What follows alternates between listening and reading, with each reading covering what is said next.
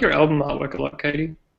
Hello and welcome to Express Media's National Young Writers Month. I'm Fiona Dunn, creative producer at Express Media. With us for today's Google Hangout is Paul Dalla Rosa, Chris Gooch and Katie Parrish. Paul's writing has appeared in Farrago magazine, Killings, VoiceWorks and The Lifted Brow. He's currently studying comics and completing his honours at the University of Melbourne and occasionally edits comics as well. Katie Parrish is a cartoonist based in Melbourne, but she is coming from us live in Montreal at 4 a.m. her time, so thank you for being here, Katie. She has a book coming out from 2D Cloud early next year and is the art editor of The Lifted Brow as well. Chris Gooch is a cartoonist and artist based in Melbourne, and his work is available to view online at chris-gooch.tumblr.com. So when we begin tonight, you can join the conversation and ask questions through the National Young Writers Month hashtag, which is NYWM15. And don't forget to check out the remainder of the National Young Writers Month program online. Get to a VoiceWorks 100 launch and set yourself a goal for National Young Writers Month. But for now, I will hand it over to Paul to get us started tonight. Thanks, Paul. Awesome, fantastic. So we're talking about comics and particularly sort of non-fictional comics today. So Katie and Chris both do a lot of work that, I don't know, I wouldn't necessarily call it completely autobiographical, but there's definitely a sort of personal tinge that sort of blurs into non-fiction. So I guess we're just sort of talking about how much of your own, or to start with anyway, how much of your own work do you guys sort of do? Like, I know, Katie, you seem to like sort of imbue your work with a lot of feelings that then seem to, when I read interviews with you, kind of directly, I don't know, correlate. Yeah, I'm a very bleh person. I guess I can't help myself. What was the question? How much of it is autobio? Yeah, well, how much of it do you feel sort of comes from, like, not necessarily fully autobiographical, but a sort of like non-fictional place, like I guess a personal place, rather than just, creating fiction? Well, I think like when making work, it's really important to think about why it's interesting and why you're like putting more content out into the world. And I suppose in order to feel okay about putting more content into the world, I try and sort of create work that makes me uncomfortable, like makes me vulnerable, and yeah, I guess that's where it comes from. Like I try and like reach as far down as I can and see what comes out and be sort of like as honest as I can. And I don't know, I suppose sometimes that can get sort of like woven into stories. Sometimes it's a story within itself. It really just depends. And then, so what about you, Chris? How much do you sort of, because I noticed there's lots of characters that sort of either look eerily like you or sort of seem to be your age and whatnot. Yeah, I start a lot of my stuff as, I mean, if not autobiographical, then, about friends or things that are happening around me. Sometimes autobio. I like to shift away from it because, I mean, a part of it's just because you can make a story more interesting by moving away from the mundane, like the really super mundane, because really I just spend most of my day either at my crappy job or drawing. But like, I try to make art that's about what I'm thinking about or the problems I'm having. Partly as like a form of therapy in of itself, like to try and process, the stuff I'm thinking about now. And as well, you get this nice little time capsule of your thoughts then. You can look back and be like, damn, I was an idiot then. Or maybe it foreshadows something that was later going to happen. Like, the ending of a relationship's a good example of that. You can really see that in some of my earlier comics. Just like subtle resentment and stuff that comes through.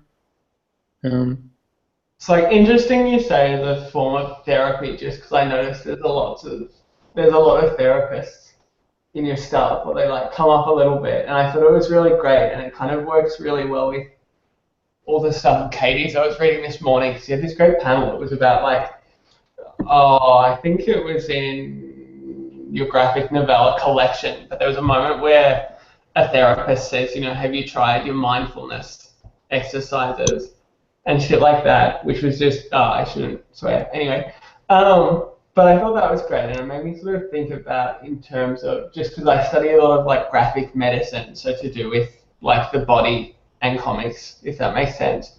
But Katie, particularly even you, when you're doing sort of stuff and you're showing a body, or you're showing these bodies that sort of don't act like normal bodies but kind of seem to resemble closer to how we feel in a body.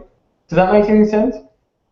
Kind of. I mean, people have asked me why I draw bodies the way I do a lot, and I come up with kind of like these really nice, relatively untrue sort of kind of political-esque explanations, like, yeah, it's great to like represent different types of bodies and stuff, but in reality drawing's just really hard, and that's how I draw bodies, because I can't draw any better. Like, and I suppose like I fought that for a really long time, and now that's just how it is. Now that's just how I make stuff. Yeah. But also it's good to sort of like put like gesture into the characters that you make, sort of like try and give them as much sort of fluidity and movement as possible. So yeah, I suppose that goes into character design as well. Yeah. And then how much of your sort of, I don't want to even use the term sort of like autobiography, but even in terms of feeling, like I'm just looking at, I'll try and screen share it, like your comic Doubt, which is really fantastic, just in terms of sort of, showing up. I don't even know if I should tell people to just go on your Tumblr and sort of check them out, but this idea of sort of bodies in relation to space, but particularly, like how you move through panels and how you position the body has so much feeling sort of in it, in a sense that sort of feels more real than if you were just looking at, say, a short film or some bullshit like that. Oh, wow. Thank you. No, I try really hard. I guess with that one in particular, I had just finished like this little book, and I hated it, and it was really horrible to make. And I was just like, ugh. And I went away for a while, and I was just feeling really like weird about art and stuff, and just really like thinking that I was really bad at it. And then I got back from this kind of like art camp thing that a bunch of friends run, and I made that comic really, really quickly. And normally when I make stuff, it's like excruciatingly slow. It's like really, really, really, really detailed and slow. And yeah, I made that one in like a few hours. And like maybe that's why it's gotten a little bit of attention, because it's just like a bit rawer than the stuff I normally do. Yeah, like more just putting a thing out into the world instead of kind of thinking about it so much beforehand. Interesting. All artists have doubt though, right? That's the thing. Do you have doubt, Chris? Oh yeah, tons of it. I Never. just try not to think about it too much. Like, yeah, no, I just try and not think about it at all, really. Mm-hmm. Yeah. But your doubt comes through in your comics, in a way. Like, the comics themselves are very confident, but the characters and even the line work, like, there is a sensation that every one of your characters, Chris, is kind of like sitting on this precipice and like waiting for something to happen to them or around them in a kind of, I don't know, sort of interesting way. Yeah, most of the stuff that I've done in the past year or so, I've done like with university deadlines, which is just really generally kind of stressful. So you sit there and you drag yourself into uni and you sit through a lecture that's like way too long. Like the whole time you're just like, gotta do work, falling behind, gotta do work. And you just sit there and you draw. And like, I remember listening to that stupid, well, it's not stupid, that Hallelujah song over and over again and trying to calm myself down while I was drawing and just going through and over and over again. And I think maybe it ties in a little bit with what Katie was saying before about like things that you aren't necessarily very specifically considering coming through your work, just like the way you're feeling when you draw it. Like, I know it's a bit of a vague statement, but your emotional state definitely does get transferred through to an extent into your drawings. Absolutely. I think that's why you can like look at a artist's body of work and get like a pretty accurate sense as to what kind of person they are from that, because like, yeah, the kind of work they make are the kind of humans they are. And you can really tell sometimes when it's really fake and practiced and like a performance too, like when like it's just not quite right.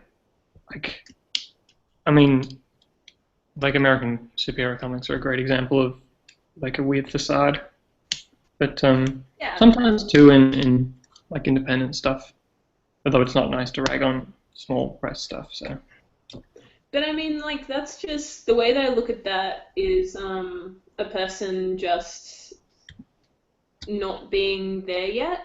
Like, a person still working out what they're trying to say and what their style is and stuff. And some people are just, you know, like, comics aren't for everyone.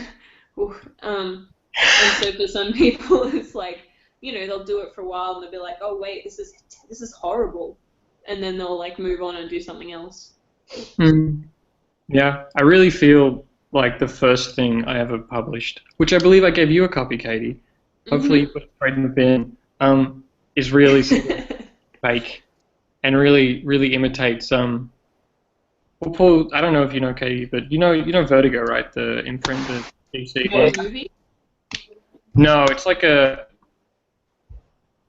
wait, okay, getting my fingers in mature audiences like type of imprint. Like And DC Comics have an offshoot sort of branch. Like they've got like almost like a small press in a big press. yeah. Yeah, go on, Chris. Sorry. Yeah, anyway, yeah, I felt like I was heavily imitating that, and it was just really embarrassing. And Which piece was that? it was, I think it's called 1793. Like some of the ones. I think it's buried. I feel like if you're not like absolutely mortified by all the work that you've made in the past, it means you're not moving forward. Right? There's a musician I quite like who talked about his music and his albums. Like each album he considered to be the same as toenail clippings. Like, you know, you throw it out. Considered to be what? Like toenail clippings. And he said he would just flip them up and not think about the like after he's done with it. Nice. I like that. Oh no, I'm having some trouble here. Yeah, I think like moving on is really, really, really important. As soon as you finish a thing, start something else immediately. Oh yeah, or you're just gonna go back and totally fuck up the thing you finished. Yeah, and also you just gotta always be moving forward, I think. Or else what's the point? Where do you see yourself moving?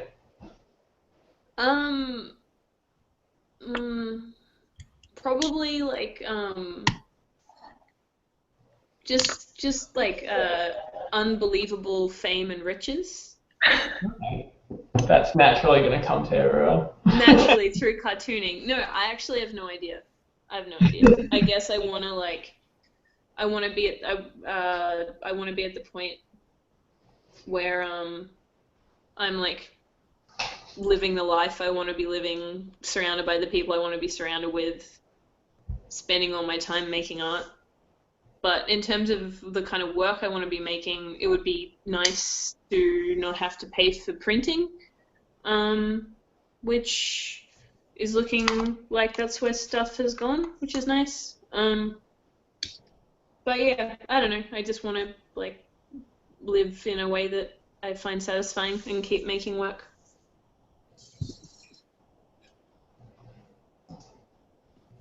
And where do you see yourself moving, Chris? Sorry, I realize like I have to keep moving it. I just like hearing.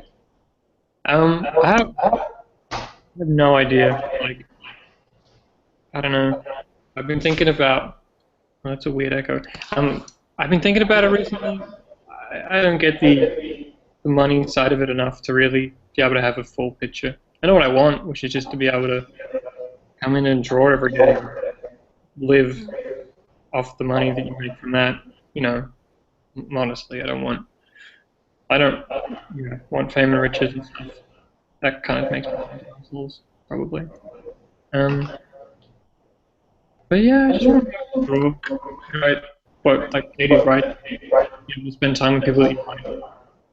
Not have to sacrifice too much. To draw. Yeah, it's not like I don't think anybody wants to be a cartoonist and make millions of dollars doing it. What if they do? They're in for a lot of disappointment.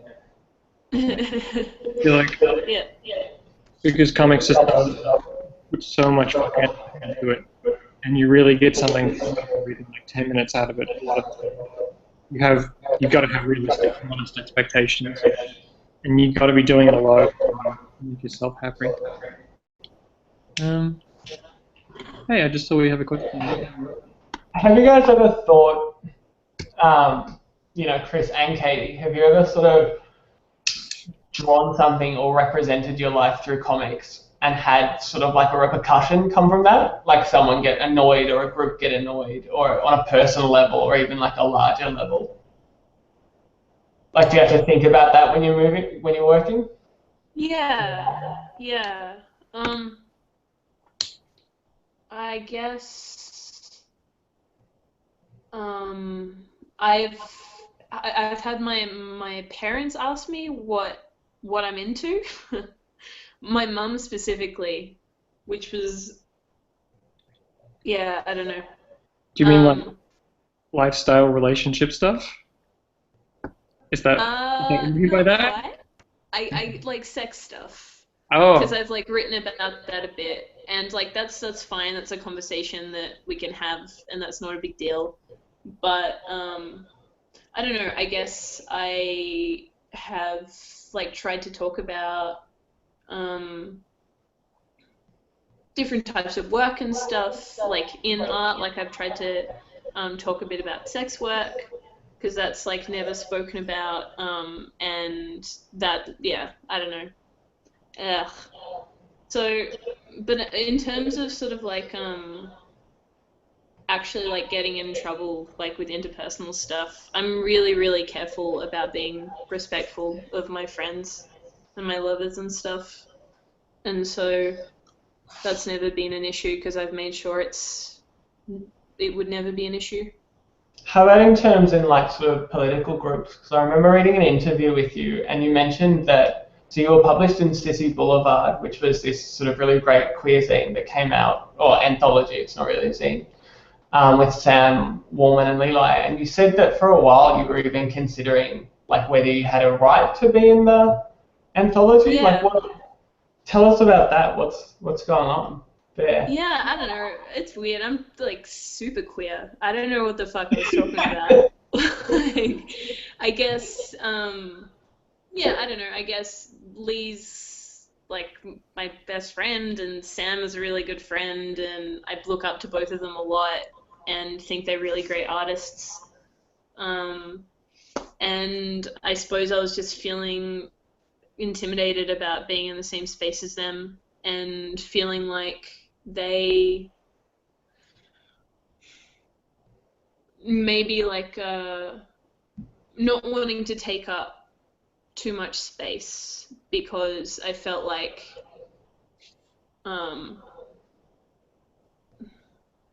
just not wanting to take up too much space, basically, in a positive way.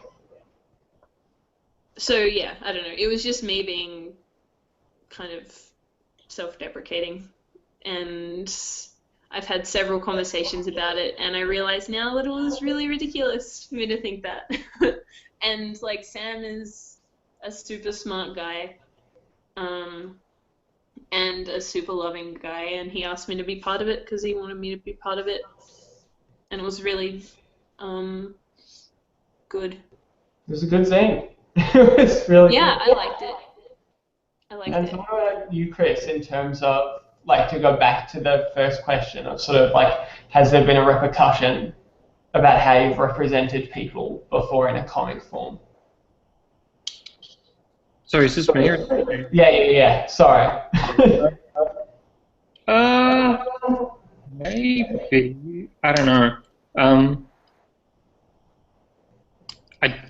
I'm the complete opposite of this. I don't really think about how people, like how I might affect people around me. Really? Yeah, I'm trying to think about it. I don't think about it. I'm actually in a position now where I'm really fucking worried I've offended somebody. What's the position, or if you don't have to go into it, if it's like too personal? Well, I did it's not a personal thing at all. It's just, I did a comic and anthology recently it's really violent. And it's meant to be really violent and stuff. And I invited both. I invited the parents of a high schooler that like high school kids. I invited them. And I prefaced it by really violent. I hope it doesn't offend you. And they were like, no, we're adults. We'll figure it out. And then also another friend of mine who I know is a bit more conservative. And I'm just a bit worried that I've pissed them off. I really don't want to, or not that I've pissed them off, that I've changed their perception of me. Like that I've made them think that I don't know. Changed it like how?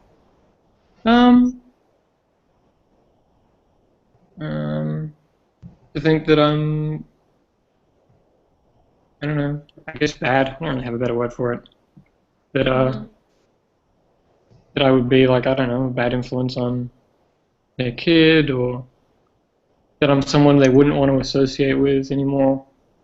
But I can't really tell if that's just paranoia or not. So I've just been trying not to think about it too much. Yeah. And in terms of interpersonal relationships, there's only one person I really could have pissed off, and I started the project. So that's Gasoline Eye Drops, that one. And I started the project, like, just with the the idea that I didn't give a fuck, that this person, in my mind, didn't deserve to hurt their feelings, like, catered to or cared about. So, Is that your ex-girlfriend from the... It is... No. No. God, I don't want what I just said to be applied to her. I sat down and talked to her about it before I started it, and yeah, I'm talking about the guy who was in the book, the guy that ended up attacking her. So yeah, I wanted to be as honest about that as I could. You know, like honest from my perspective, which would be very angry and hateful. And I wanted to have a very, like potent representation of that, which I think paints him in a very, very bad light. Or at least I intended to paint him in a very bad light. But I think in terms of sort of like the memoir comic particularly, dealing with a lot of memoir even in sort of other writing at the moment, but there's sort of like,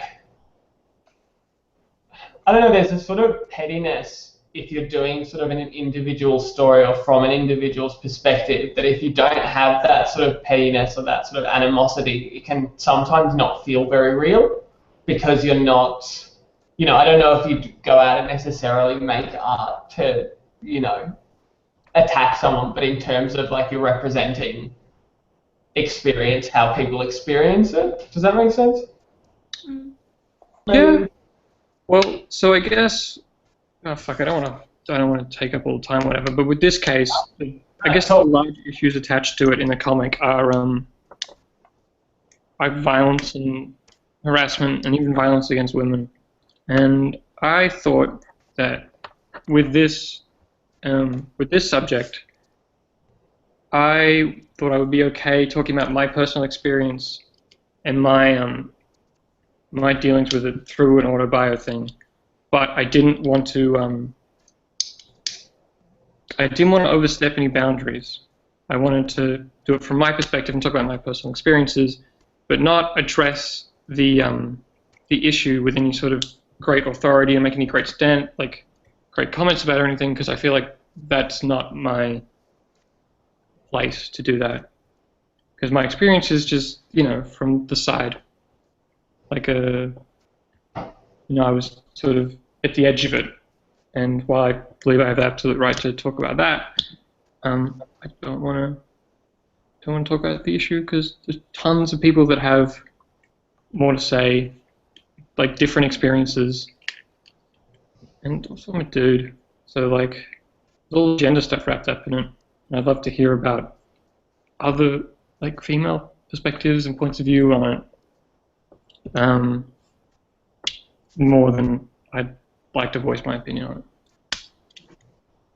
Anyway, that's it. That's done. I don't think I have much more to say about that one. Mm-hmm. We just had another question come in, which is like exciting. How do you? Oh, I'll go with the second question first because that probably follows on better. How do you find comics in terms of being a form that works with telling potential non-fiction stories?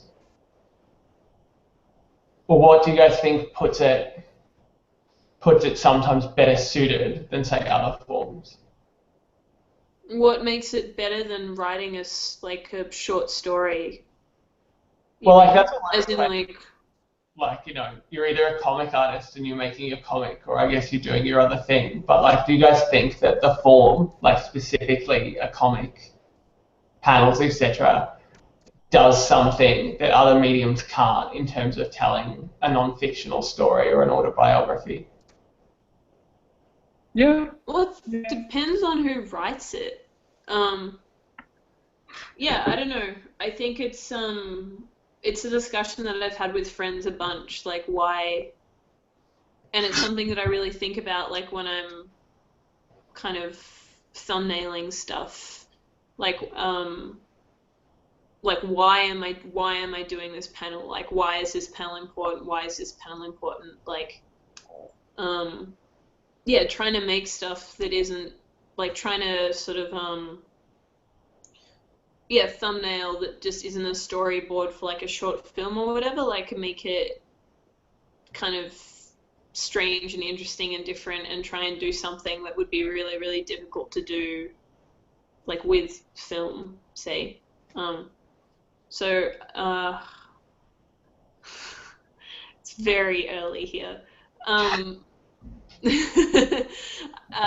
So I guess it can kind of be whatever you want it to be. There's this amazing cartoonist who I interviewed at Cake, and his name's Dash Shaw, and he did this thing that I really, really admire, where he draws and writes kind of emotion into his work. Like, say someone will be sitting somewhere and the sun will be trickling down onto them, and he'll write the word raise kind of in like wobbly letters as it goes down onto the person. And like, you can't do that shit with anything else.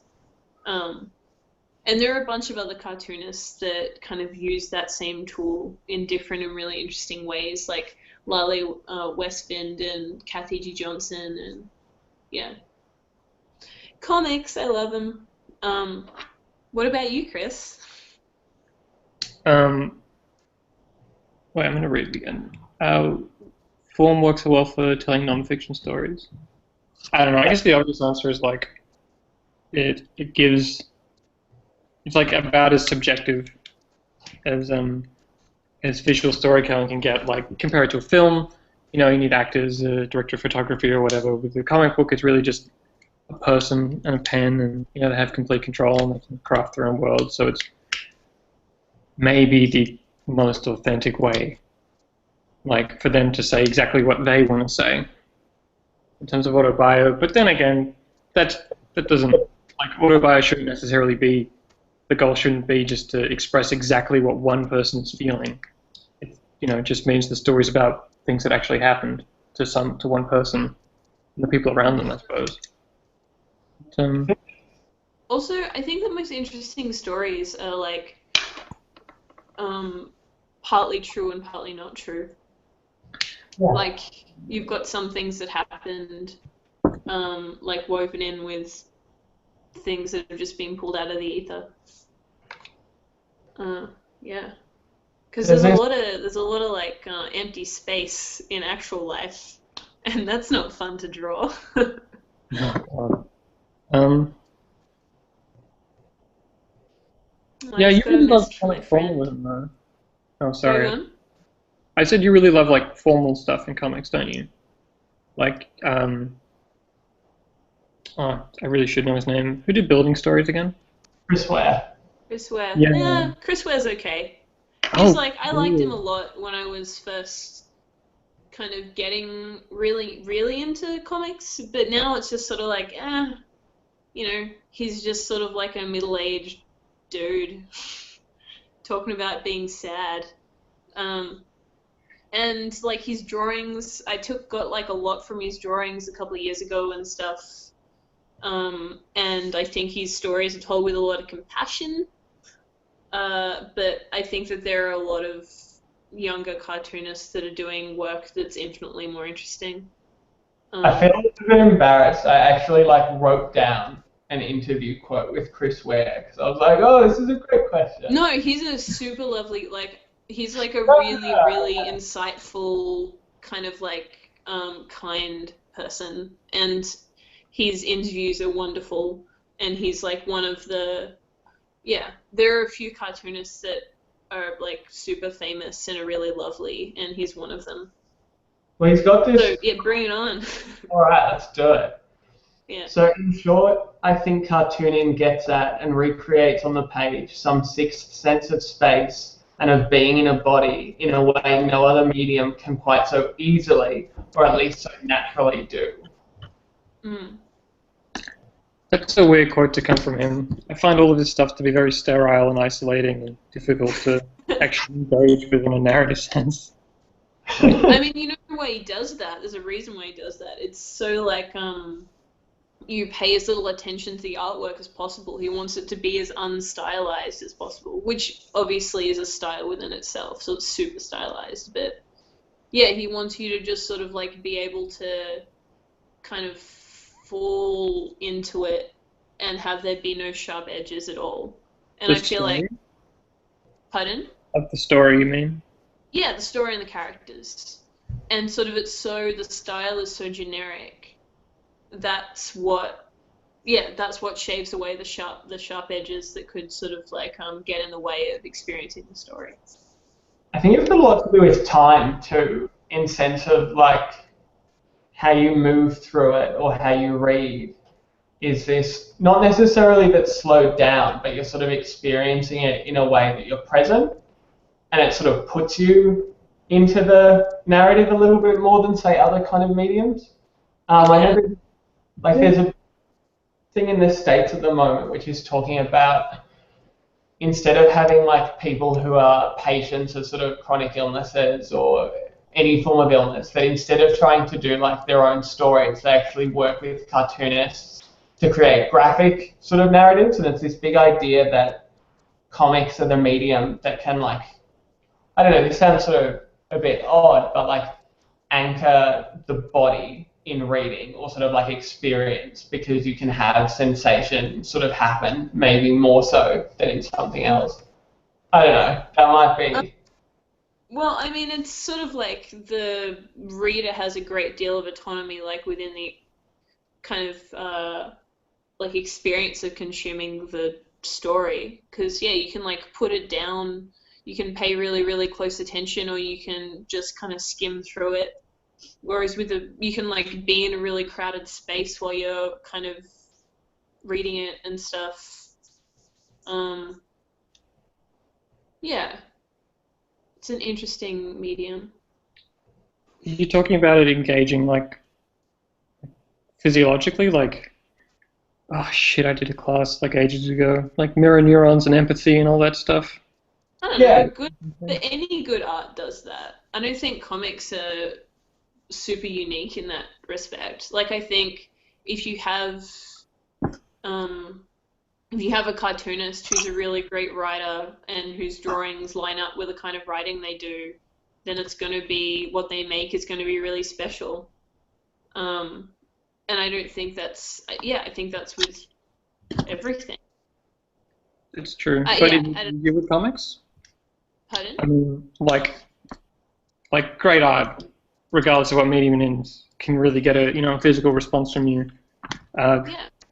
Like Patriotism, as Google it actually, by Mishima, is a fucked up story that really makes you sort of feel what's going on. It's about a dude that stabs himself in the gut with a sword.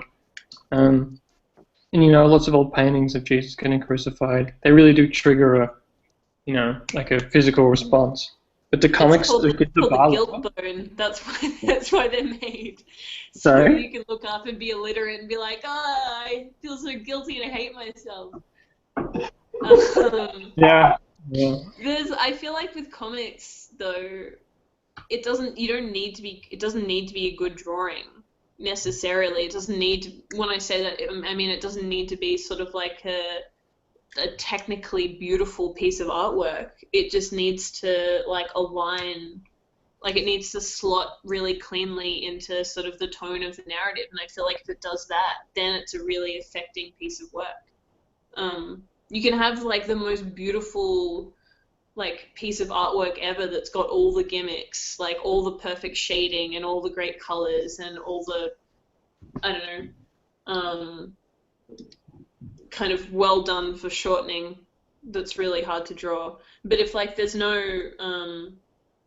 if there's no story, if it's not telling a story, then who cares? Yep. Like it's a pretty pitch. Sorry, we just had 2 questions come in. I think we've like surprisingly eaten up a lot of time, which was not my intention. So 2 sort of ones, which is who would you guys recommend for new young writers who are sort of like entering the comics field or non-fiction comics in particularly, and then like segue from that into how you guys got started. I've sent my books away from TCAF, but I've got my books from Cake. I'm just gonna get them. Yeah, do it. So, Oh, that means I'm going. I don't know. I guess just I really like a lot of Japanese stuff. Check out Dome by Kachiro Otama. He's awesome. I don't know. Man Lord Sensitive Creatures is probably a good place to start, I reckon. If you're Australian and you're checking stuff out. I don't know. Yeah, for sure. Like Mandy's work a bunch. Here are some really good ones. All right. Can you hold them up to the camera? Yes. So first of all, there is my new favorite cartoonist called Kathy G. Johnson, and she is like,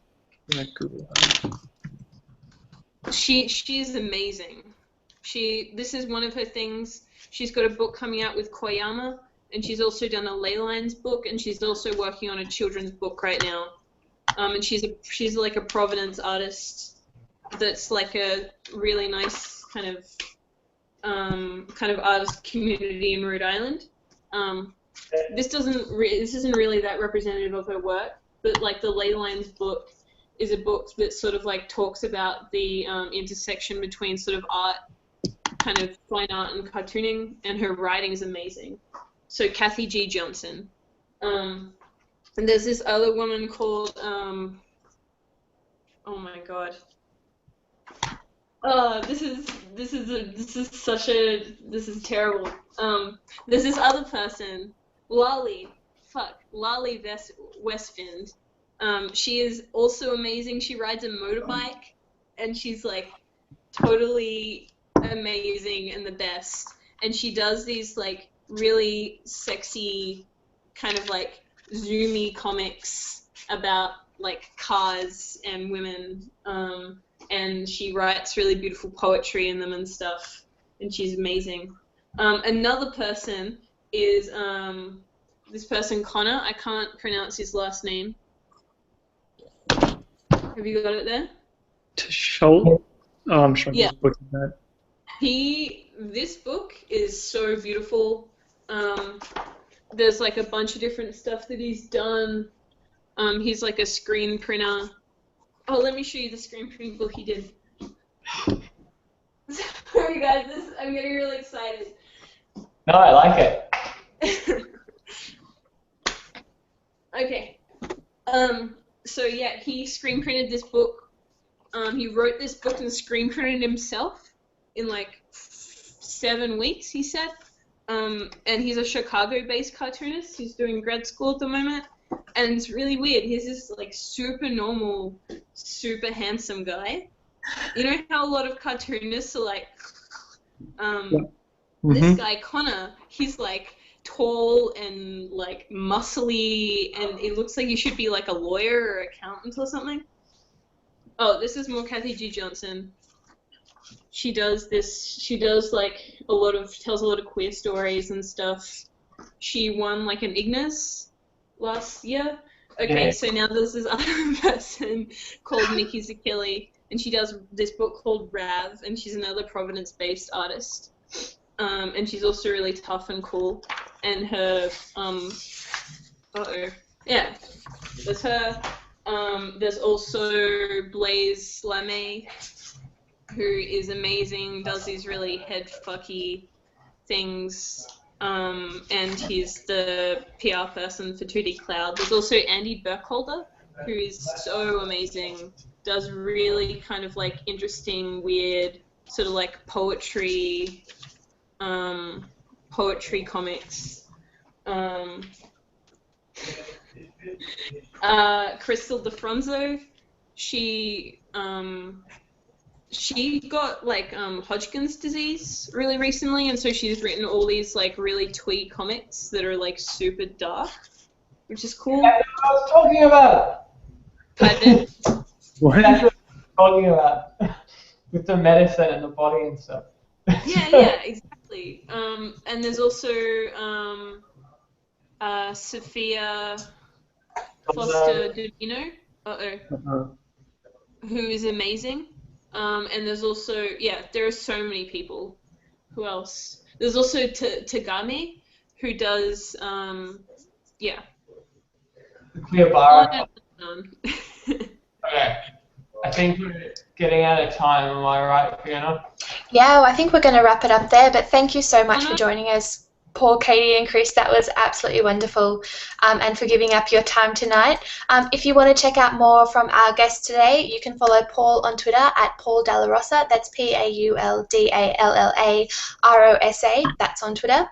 Check out Katie's work at katieparishtime.tumblr.com, which is a fantastic URL, or Chris's work at chris-gooch.tumblr.com. That's chris-gooch.tumblr.com. Sorry. If you missed the beginning of the broadcast, you can join the whole conversation on YouTube and catch up there and catch up with the rest of our National Young Writers Month events.